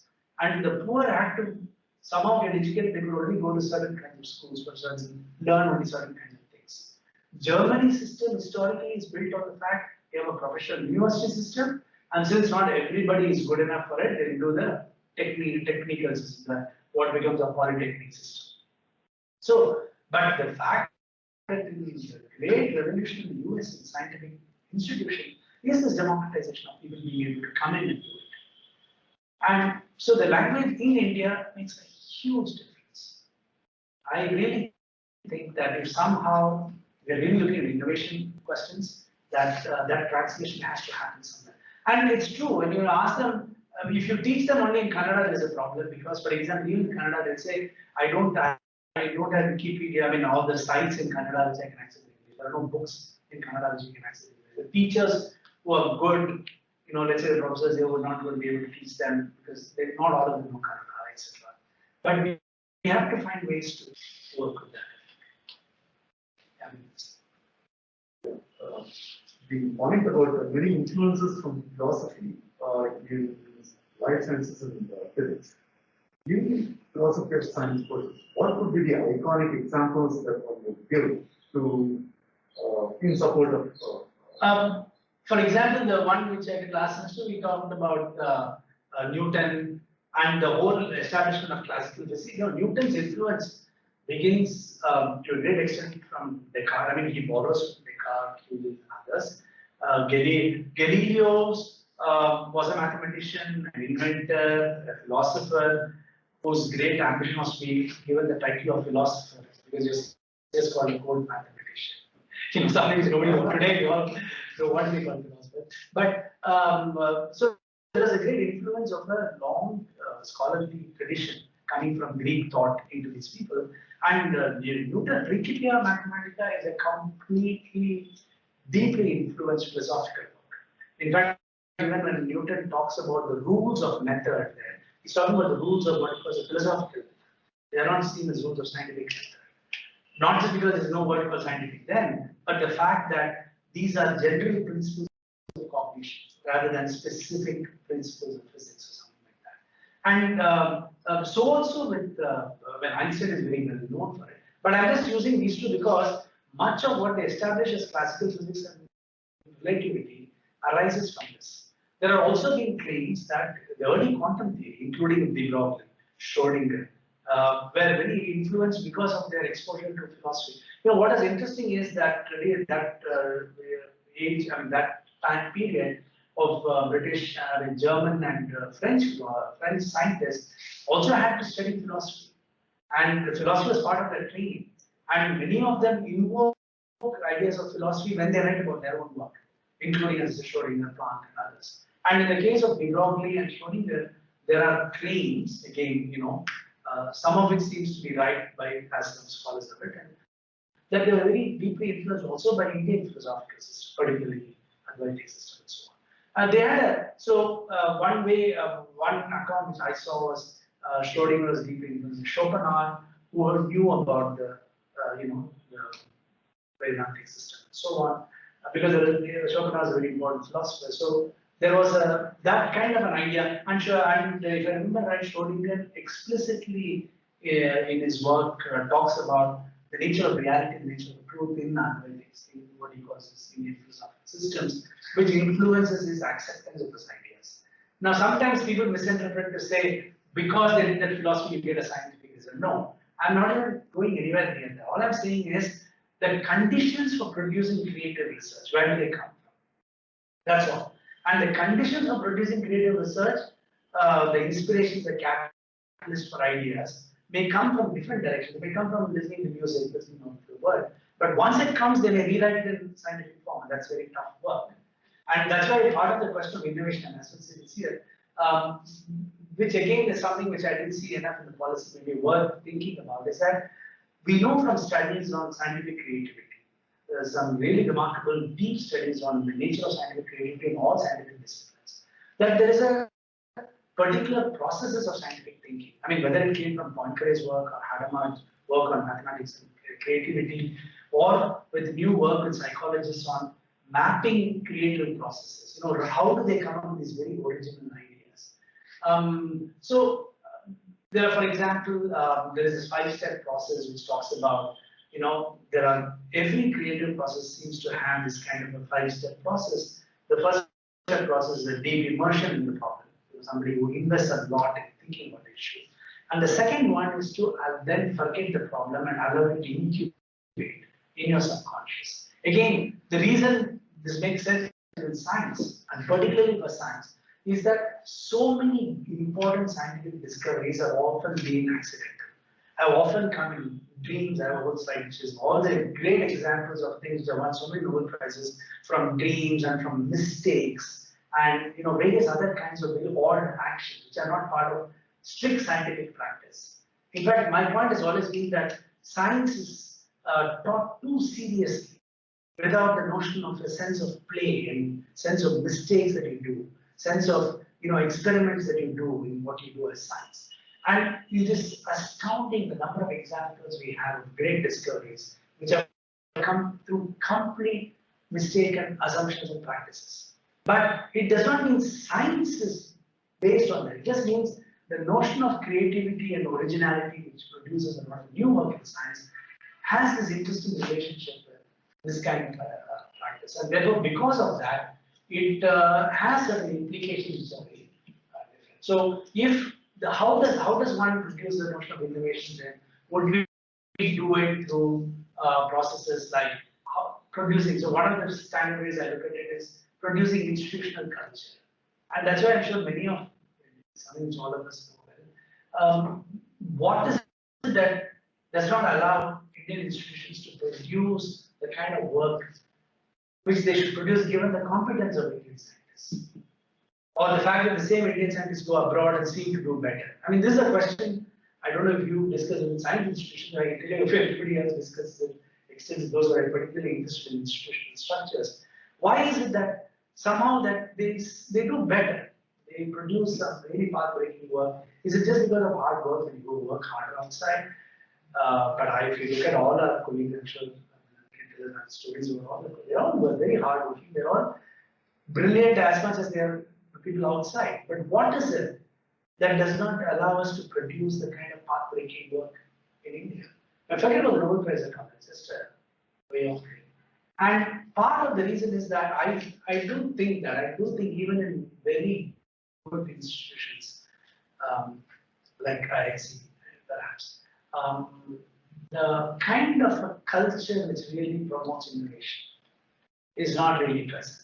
In the sense, that is a very different kind of a culture which needs a very different kind of, it needs accountability, but it needs freedom. All these kinds of questions in how you build the culture of innovation. And that is very closely tied in with models of creativity.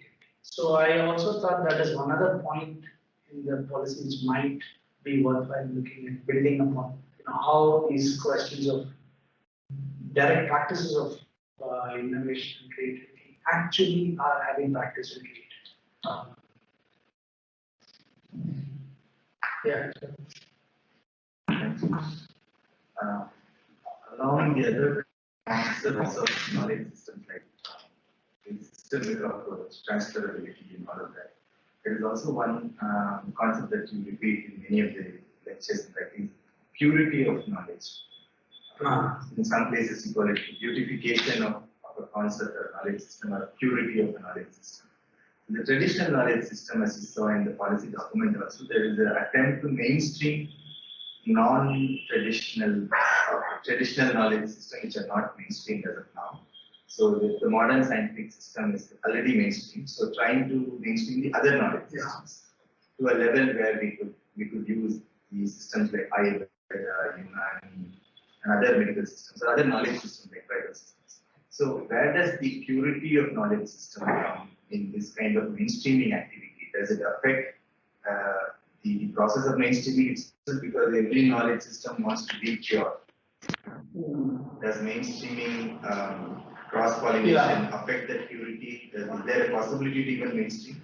Okay, one way I can interpret it slightly differently would be that, the question of purity, of course, is such a loaded thing, and I'm sure the fact that we're using it itself is important because it shows a particular politics in this knowledge. But let me just use it as different conceptual systems. So modern medicine is based, let's say, on the biological body, understanding of what is disease, what is health, and what is the nature of the body, which is this particular flesh materialized body with cells and organs and so on.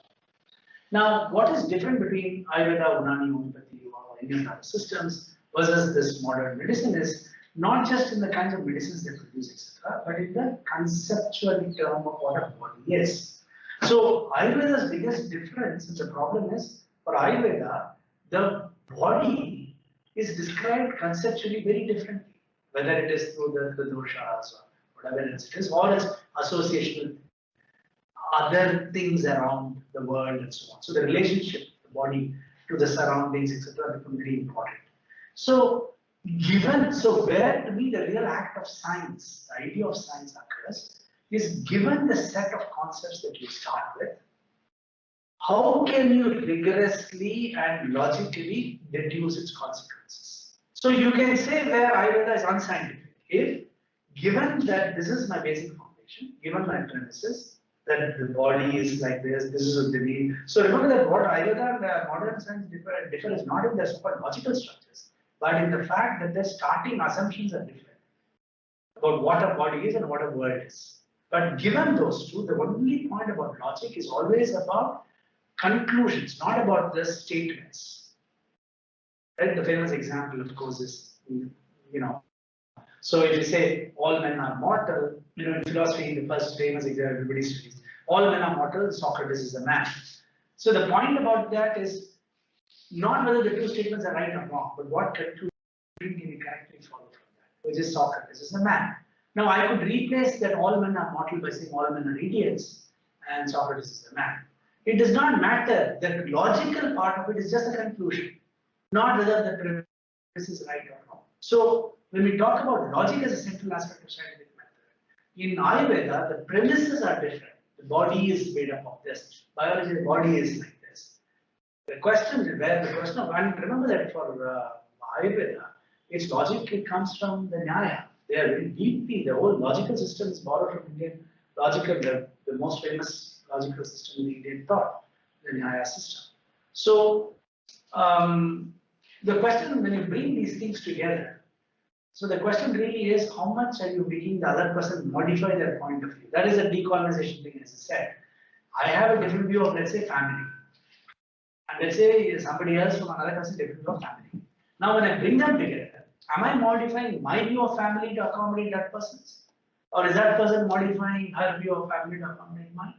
Or how do we? So, what I'm saying is, where is the model for this intermingling of concepts which are radically different? And therefore, I like this fact that you want to integrate knowledge systems, etc. But I just don't see how, without giving me a prescriptive policy statement on what integration of concepts mean. So Ayurbiology does it by doing it in the measurability point, standardization questions and so on. But conceptually, they're still very different. So how does one deal with that? Otherwise, we'll run into problems like, you're saying like, ancient science, they did this, they did that, etc. So I don't know how one can look at it. I realize it's important, but you need a methodological way to do it. I had confusion. When we are talking about why Indian scientists are not doing up to the mark, but when we're going abroad, the scientists are doing like that. So you said about the culture. I mean, is it the thing that Indian people are so much attached to our family and also, the time constraint that in Western countries is so independent and they think more about themselves compared to the other members. So is it that thing? No, there are many reasons, of course, and what you say is one of the very important reasons. But there are also, what I was talking about is the institutional culture, how institutions are built and what they expect from you, how they deal with you, how promotions are done, how you're evaluated, and so on. And the idea that you have to have enough freedom to produce great work. All these are very difficult, challenging questions to deal with. How do you operationalize? So I was talking about what is it that produces a culture of great research? What is it that produces a culture of great research? Is it just about human intellect, or is it more? What role does an institution play in producing that kind of good research, a culture of good research? That's the first thing. So I'm not talking about larger concepts, but the fact that social practices also deeply influences is very true. I remember asking one person in one of these big institutes who had worked at the Nobel Prize laboratory, and after his postdoc, he had come and joined here, and after many years, so they expected a lot from him, and he came back and maybe they would establish something, and they were very competent. There's no question about it, but I was asking about what happened to them, about the kind of hope that you produce, a whole bunch of Nobel Prize scientists from India and so on.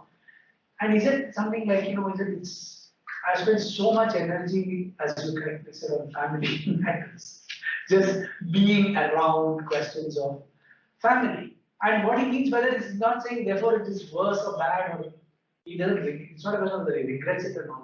He's saying that's the way you live your life. And another person who has said, no family, I would be alone except that his work is such a dedicated, one of the most dedicated scientists I know, will get caught not as a family, but with a taxi driver or repairing his house. He said, I sit at home calling him for 6 hours trying to get somebody to come and repair my house. And where am I going to do this and all that? So, but these are people who are really struggling with the larger context. So that's what I mean by keeping on saying science is a social product. It is not about individual brilliance. And I'm sure, you meet some Nobel Prize winners, you'll be very disappointed actually. They're not really bright sometimes. You understand? They did I met one person, I wouldn't be I can't pronounce his name also. He was a, Nobel Prize winner in experimental physics. And, I'm sure in his field, he's like, obviously he knows what he's doing in terms of the experimental work, but not a very interesting guy. There's really nothing much. It's not like everything is like very profound and stuff. It's actually he's a very nice guy, it's quite boring. So what I'm saying is that this is a mark of science, not producing great people. It's that particular idea, you be so good in it, and with your hands, and you will just sit and be obstinate and do something which nobody else is going to do, which will get you a great prize. After that, okay. So that support, that capacity to do that, that's institutional culture. And I think there is a problem in the larger sense of our own commitments to society and family compared to, a larger Western thing. But I also know that today, I'm sure many of you know, that it has become so competitive and so driven that I can feel even in social science, people are just stepping out of academic institutions. It's become such a racket. And in science, the struggle and the fight to produce funding has driven so many people into establishing research programs which are not very meaningful to them. So these are questions which, that's why I said I go back to the changing. So maybe I'll end with this last point here. The changing nature of science has to be incorporated. What is the changing nature of science? If you look at the number of papers which are published today, there are about, I was reading 2 years back numbers, I'm sure all the scientific is one of the latest. It was about 7,000 plus per day. And there are about, if I remember right, some 28 lakh papers published every year. Today there are curators. Curators in your lives, the Department of Information Science and Library, curating papers for the scientists to read, because no scientist has got the time to read all the production of millions of papers. In the PubMed, it says million papers are uploaded, 2 papers a minute are uploaded.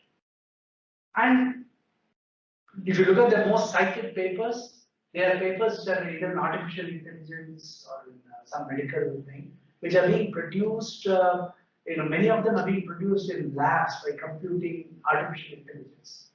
Today, a lot of science is being produced, as one of the interviewers with a very famous scientist, I think it was in France. The people who are now research assistants and PhD students are robots and machines. And he is saying in their interview, he says, I prefer them, they're not complaining about lack of sleep because they are 24/7, 365. What does it mean to say that every scientific paper should have produced new knowledge? That is a definition, right? And our normal acceptance rate ranges from 5%, let's say 30%, on average 20%. That is, if 100 papers are submitted, 20 of them get published. So if, 8,000 papers are produced per day, published per day, 40,000 papers are being submitted per day on an average. And each paper has to produce something new, otherwise it's not a research paper. Each paper.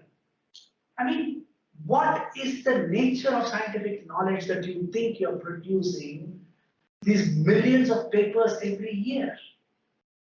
What is this new knowledge that you're producing?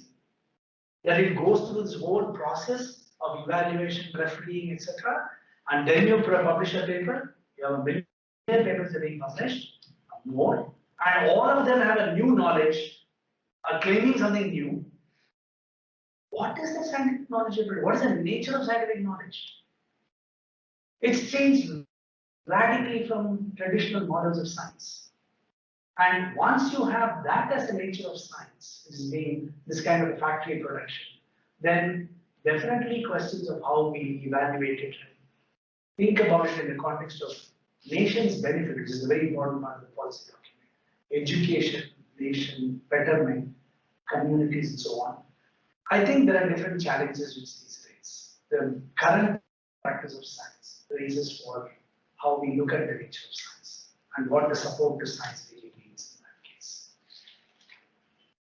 This is not a critique of the scientific thing. I'm just saying that we are just observers. Just the observatory you propose. And I like the observatory part of it, but it is too Galenian. It's only about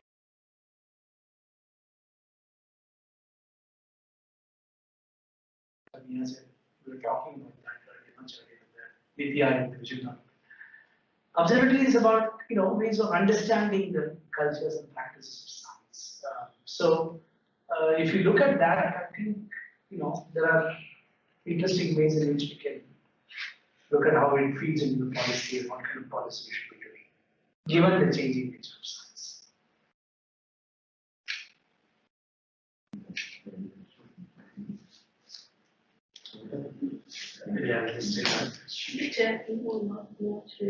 Long comments. Just a comment.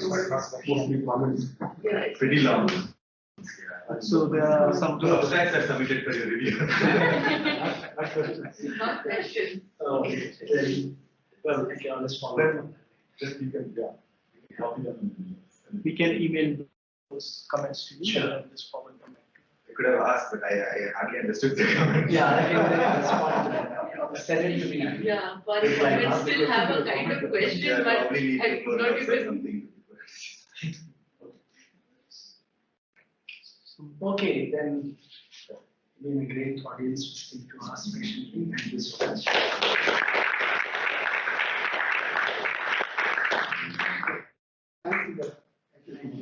I'll just do a quick vote of thanks.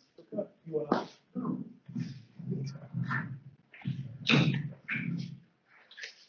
So, thank you very much, Professor Sarukkai, for this really insightful, enlightening lecture. I think I speak for everyone when I say that we all learned a lot today. There's been also so much food for thought. We'll be thinking about many other things that you told us for many weeks to come. I know, and I'll also be, since you are going to be here around at CSP, I'll be coming free with more questions. I would encourage everyone to also get in touch with him if you have some things, if he agrees to discuss on the things that we discussed today. And also the very basic fundamentals of what is science, how it is practiced in the social context, how it should be practiced, what are the things that are missed when it is practiced the way it is, and what are the things that we should take forward for the policy side of things when we talk about science policy, go about formulating the science policy.